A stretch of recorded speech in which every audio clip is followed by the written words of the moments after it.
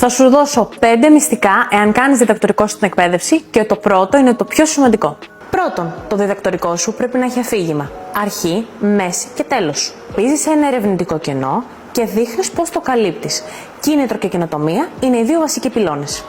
Δεύτερον, μελέτησε τη βιβλιογραφία της τελευταίας διετίας. Η τεχνητή νοημοσύνη αλλάζει γρήγορα το χάρτη και τις ανάγκες της εκπαιδευτικής έρευνας.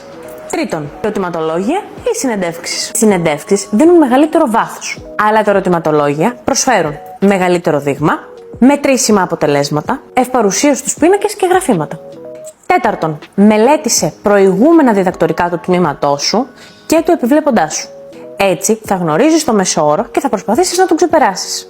Πέμπτον, βάλε τεχνητή νοημοσύνη στο θέμα σου ακόμα και αν δεν ξέρεις να τη χρησιμοποιήσει. Μπορείς να ενσωματώσεις ένα απλό εργαλείο που θα ενισχύσει την καινοτομία και θα κάνει την έρευνά σου πιο σύγχρονη. Κάνεις διδακτορικό στην εκπαίδευση και αγχώνεσαι? Στο Acadia οργανώνεσαι.